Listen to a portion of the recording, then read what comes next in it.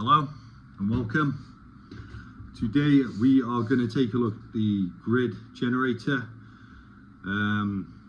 We'll scratch upon the surface. It'll be by no means a deep dive or anything like that, but we will expose some of the code, take a look at how it's initiated, set up, so we have a small understanding of what's going off there and how it's done. And I think I also stated in the last video that we would perhaps see how it's communicating and working with other parts of the game. So we could perhaps take a look at the way what happens upon clicking the grid with the mouse cursor, for example. Yeah, we'll do that. That'll tie in with the grid cells nicely. We'll do that. We'll take a look at the grid and see how it's working when we click it, and then wrap it up from that point. I think that'll serve well. And then for the next video, we want to be moving forward with me just getting on with my workflow and creating some base enemy assets. So I think for the next video, we'll have a look at my workflow for converting low poly 3D models to 2D animations, as that's what I'm doing. That's how I'm doing that. So I need to get that done. Yeah, so without further ado, we'll get stuck in with this. Okay, so here we have it. The server battle grid manager.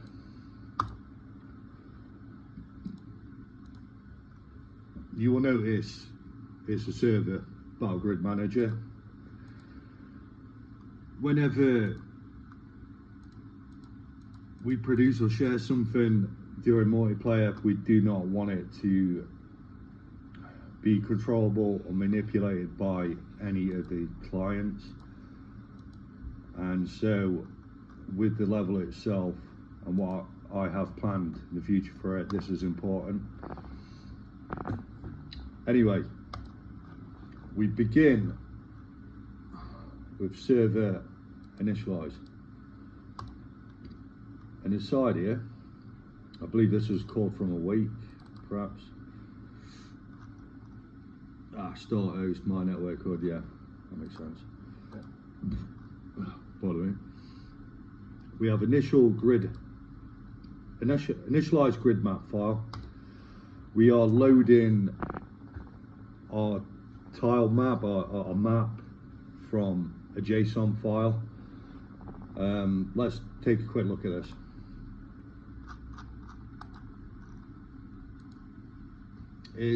No, we're not using that one. Here's the one we are using at the minute.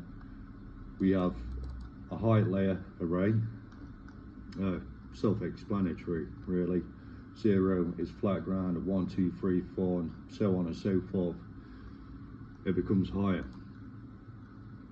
The terrain layer, this is for marking the texture, the grid cell as appropriate. I believe R is for river, G for grass at the minute,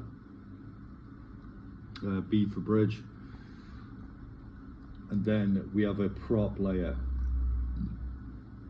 So I think the explanation mark was a torch, T for tree. These dashes would be vertical and horizontal fences. Low caps, G for grass textures, grass flowing in the wind on the grid cell. I don't think that's currently in it. I took that out because it needed optimizing, it needed some work. And then of course we have a spawn layer as well. This is ideal for pinpointing where we want our E enemies to spawn, player 1 and 2 squad member spawns. Anyway, so we begin here.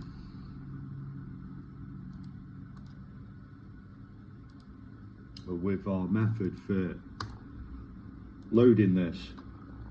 So we have access to it and we can read from it. We do it that way. Server initialize grid, go to definition, nice and quick. So here is where we actually do the spawning of our grid cells. So nothing super complicated here. You probably guessed, a couple of for loops. We go by rows and columns, 2D array, and we spawn it.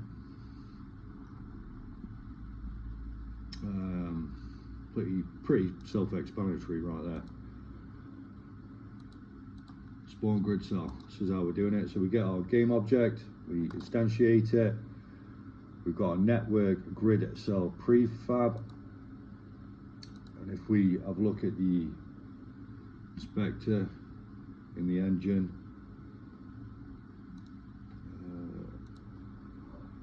we have that there, which is this.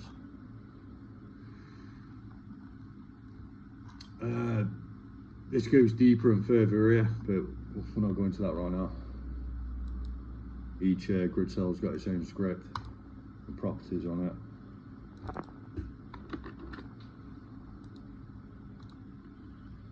So we instantiate that. We get its script, our network grid cell object, which is important. We use that in a variety of different ways, like the movement and attack cells and the clicking cells, all these effects, the blue, red and yellow, are done via this as well as other ways and means. Yeah, we initialize it.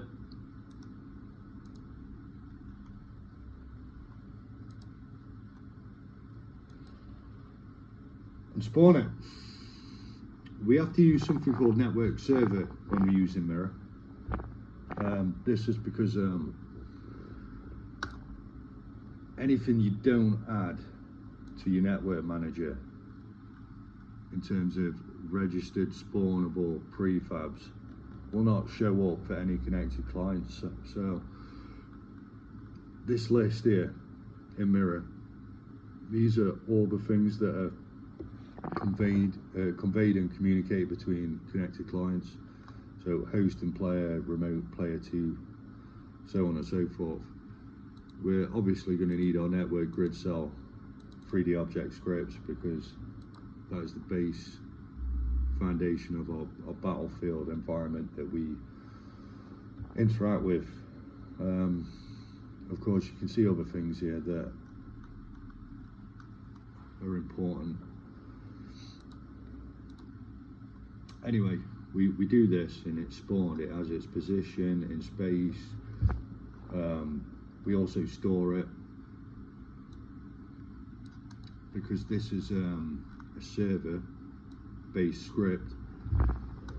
When we need access to the grid cells, we can't, in Mirror anyway, you can't just access the server battle grid manager directly or use a function or something to access it. It must be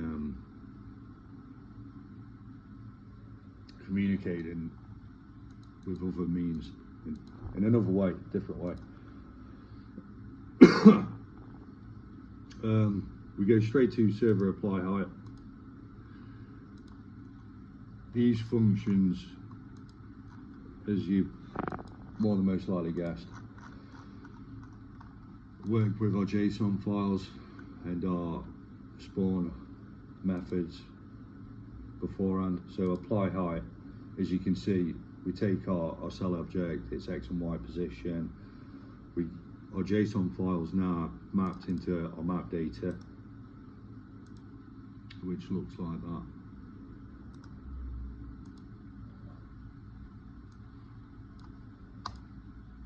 We need this, we need that to work with it here. So we check. Okay, so we pull this information from our JSON file In this case, it would be the height layer here. So we're receiving all this information here. This two-dimensional array with all our digits in it. And we slap it in. Remember, this is going for our for loop, right? So we come out of there, but this method, going back up again, we're in this for loop. So we're going for every single grid cell, 30 by 30, X 30 times, Y 30 times. Is it 30 times? Yeah, 30 times. And we're checking against it. We're putting the Y and X value into that and seeing what it is. Slap it in each. We use the local thing like C# library system. Here's digit. Return if not, because we want any number from 0 to 9, right? So we do this. A few guard clauses there, and we apply the height. So the network grid cell object is being utilized here. It's used almost everywhere. We apply the height from the beginning. This is where we initialize, right? So we apply the height like so from the get-go. I don't really want to get too much into this, so we do that. And then we do some more stuff. And we jump into apply terrain eventually. Yeah. So similarly, we're doing the same thing again, but we're looking for the terrain layer. Of course, this is a little different. So we're looking for our G's, R's, and B's. And we utilize the network grid cell object script again. So we set the cell type here, an initial cell type. It's important that we set it as initial and then set it without getting into it. That may seem a little counterintuitive. You could throw it into one method right there.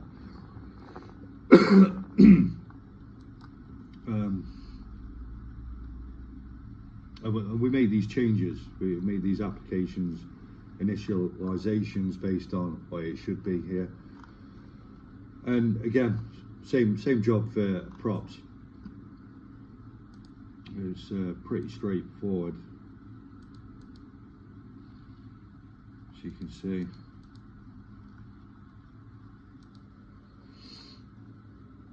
This set side enabled is literally, I'll show you quickly. It's setting some sprite, 2D sprite sides to the grid object randomly. That's all it's doing.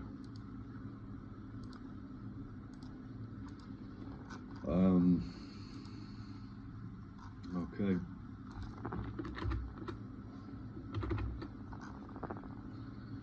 That's Control A and Control M, for anybody wondering.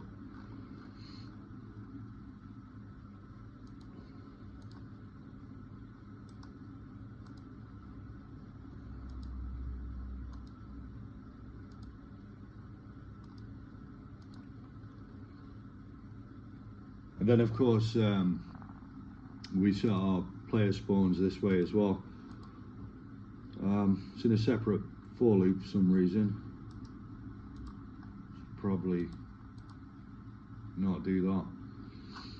But this is how it's working more or less. It's not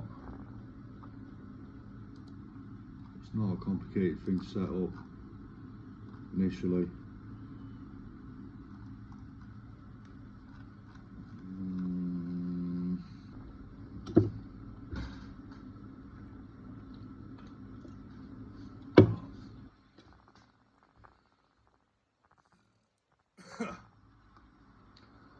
Okay, maybe we can we'll have a look at what happens when we click on the grid, right?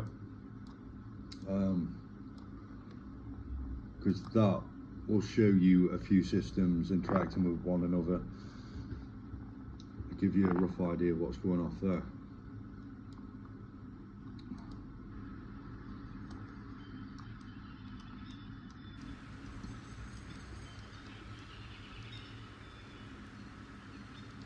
Okay, so we have the plane here. We make use of this for clicking, as opposed to, I don't know, shooting out array and looking for a collision with each individual cell object. We can use a bit of maths instead and use one plane object to do that. As you can see, this is what this is here. And what happens is we have our network battleground camera.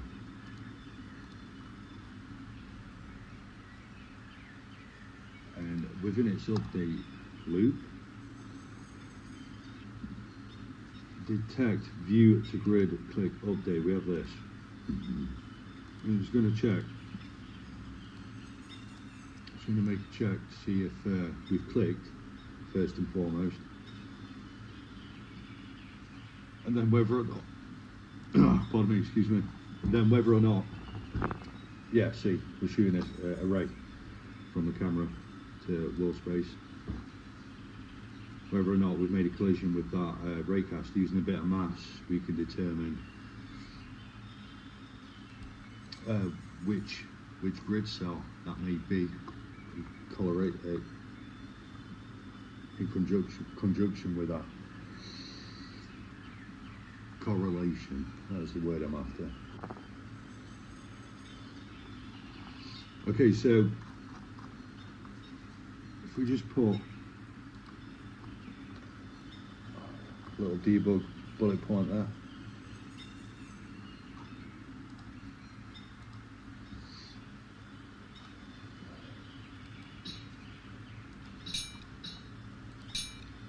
Excellent.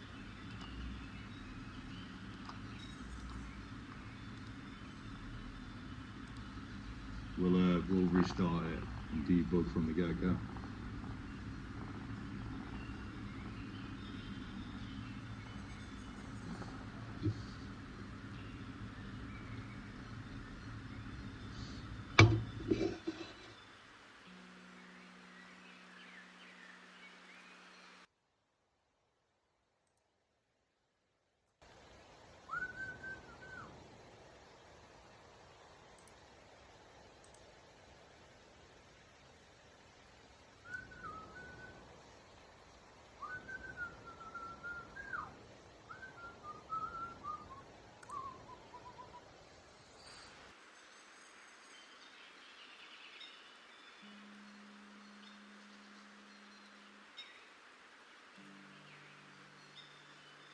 So we click,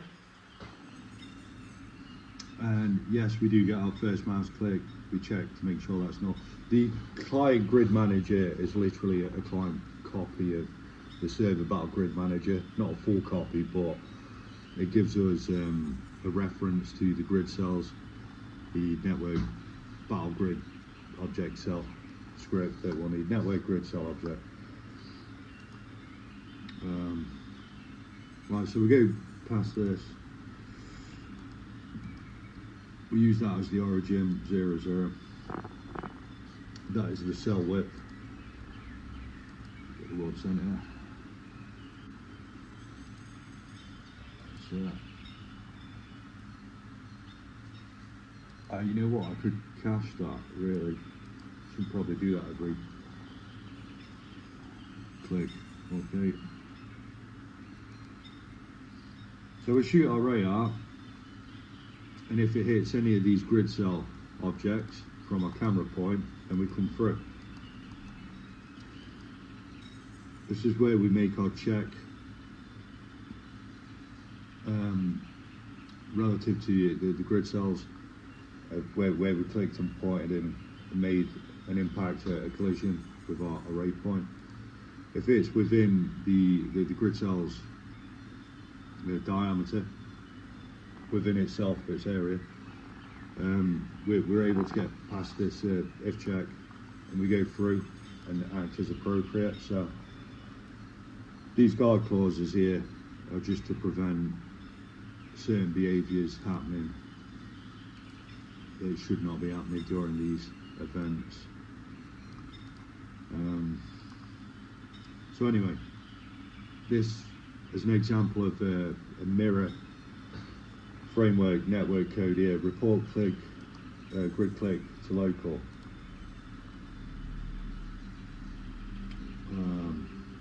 Or eventually it will be command. Yeah, we make a command request eventually. So we come through here, more guard clauses to prevent any null errors.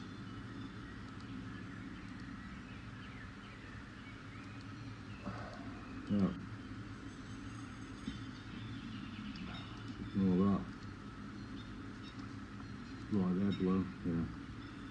So this is what happens, we make our request and we come through eventually with that click, and we want to communicate to all connected clients that with the current player 1 in this case, has made a click on that particular grid cell. And so with all our relevant guard clauses and if checks and certain conditions and states, we eventually make it to this, our server handle battle grid click. So with a command we can request this as opposed to directly just using it, which is not what you want to be doing with a multiplayer game.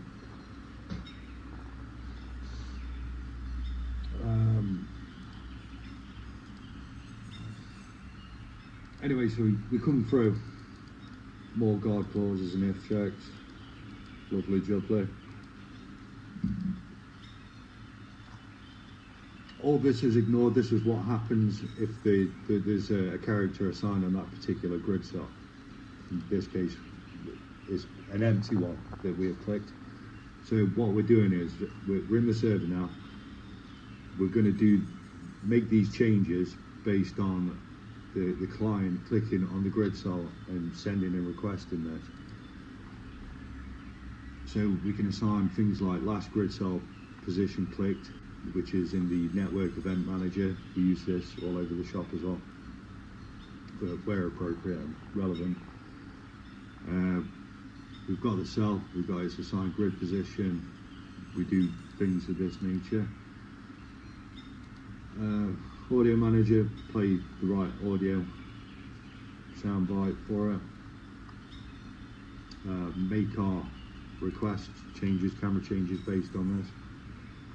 And RPCs are great for relaying a change that you want to make to all connected clients. So say if we had 2 to 3, 4 players and you wanted to convey that change not just to the one who's initiated it, but everybody. You want to broadcast that to everybody. An RPC in this event is appropriate. Yeah, that code's a little convoluted, a little messy to be fair. But anyway, this is how it's put together more or less. We have our 30 grid cells.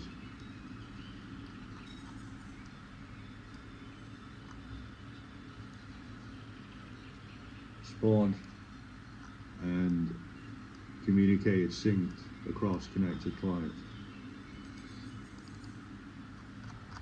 Each individual one set with its appropriate textures and behavior. So this would be one of our river ones. We can see its grid is X3, Y17, all this great stuff here. Network identity and network transform reliable.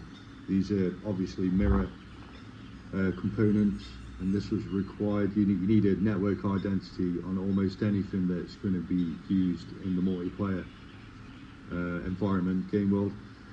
And your network transform reliable is obviously communicating this effectively, like this move right here between connected clients.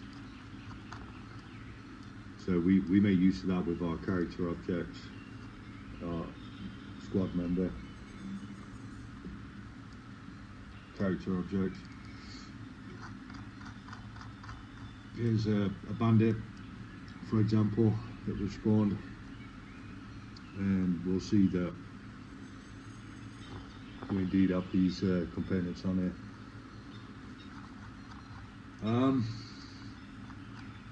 Yeah, I think that's all I wanted to share, really. Just give you a quick sneak peek and a small explanation of what it is and what is going off with it.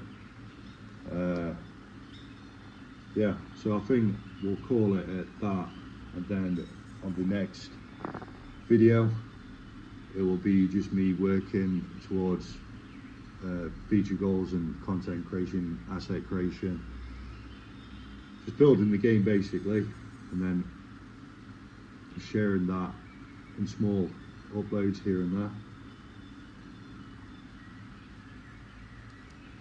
So yeah,